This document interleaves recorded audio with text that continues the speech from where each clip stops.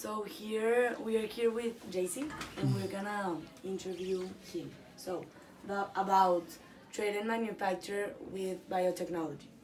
The first question: do you think that producing more crops for trading to other countries can decrease economic crisis? Economy goes based on one factor: offer and demand. So then biotechnology, what they've done is they've made these transgenic, can we say, fruits and vegetables. What this brings along is you have, in the same space of land, you produce more than double than what you used to be producing. Now, this is going to be okay to a certain extent. When you saturate the market with your product, then the prices go down. And that's not good for anyone. There have been years in which, for example, the United States, which is one of the biggest producers of cereals, have thrown their extra grains into the ocean. Instead of giving them to poor people or to poor countries, they'd rather throw them into the ocean and let the fish and whatever just decompose them, so as that the market doesn't go down, the price doesn't go down. So it's something that has to be taken and addressed right along. Okay, the second question. Are you familiarized with the concept of agriculture biotechnology? We were talking about that, okay? Yes. If you guys go to the market right now, you will find that over in the United States, that there will be sections. It says these are transgenic, these are organic, and these like that. The problem here is that we don't know with detail how transgenic organisms are going to be affecting us. For example, talk about tomato. In the United States, since the 1970s, they've already worked with transgenic forms of tomato. This tomato grows and matures pretty much at the same time altogether. So they're not going to be picking the tomato one by one, putting them in buckets, and then bringing them down and putting them around.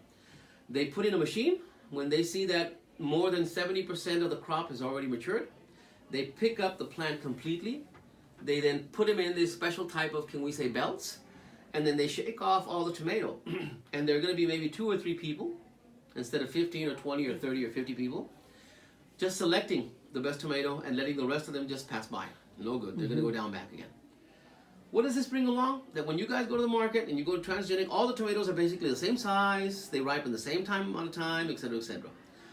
So then, this makes a mass production, yes, of fruits and vegetables that is good for the market. It's also good for the economy. Why? Because you're going to cultivate at one same time almost all what you're going to cultivate. Instead of going, this is my first, can we say, pick, all right, of fruits and vegetables, then the second one, and like that.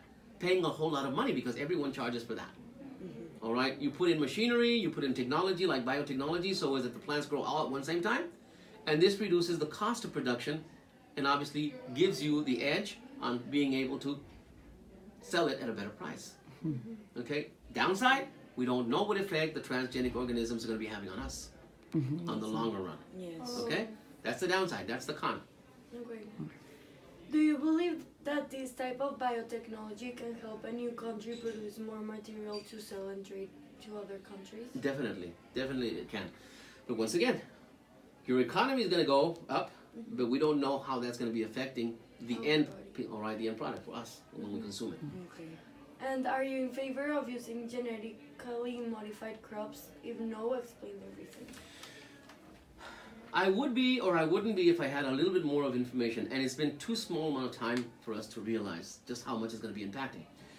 We would have to make more studies to have more evidence, and then be able to determine if the cost of earning so much money respect to the cost of paying for so many people that are going to get sick, all right, which is going to be more. Okay, on the long run, the decision has to be made based on that. Okay. And what other way do you think we can reduce our economic crisis using biotechnology?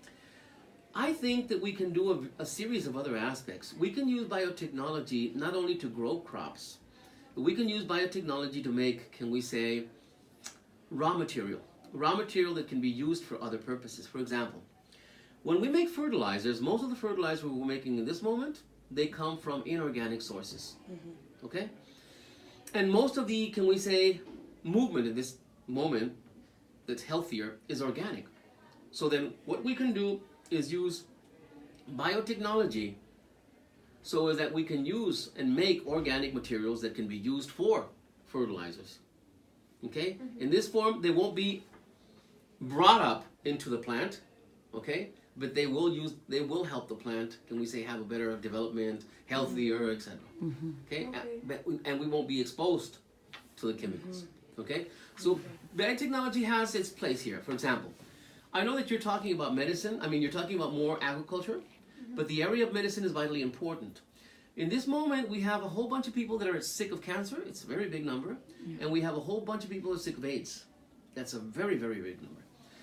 And the only thing we can offer them is a cocktail of different forms of medicine. We're waiting for and we're, I think, in the verge of finding it, making what we call intelligent antibiotics. What these are going to do is that they're only going to kill the cells that have been infected or the organism that is infecting them. But all the rest of the cells that are not infected and are not one of the infecting forms of cells, they're going to be surviving. Imagine an AIDS patient. They have their immune system compromised just the way it is, because what the AIDS does is it attacks your immune system. So if you're already having AIDS and we're going to give you antibiotics because you caught a severe cold, a pneumonia, or whatever, what are they going to leave? Your immune system is already the way it is, really bad. And then giving antibiotics, which kills in this moment good and bad, makes your situation even worse. With the intelligent medicine, we can obviously, so is that they only kill exactly what is going to be infecting you or that what has already been infected. All the rest of your cells that are still there, they're going to be left alone, giving you a better opportunity of survival. Cancer patients the same. So then it has a lot of uses there. Thing is, well, it's not easy, it's new. So then, and it takes a very big investment, and there are also many laws that have to be, can we say, respected, so as that we don't do things that are not supposed to be done. It has its space in the future. If any of you guys are interested in getting into one of these things, it will be helpful. Okay?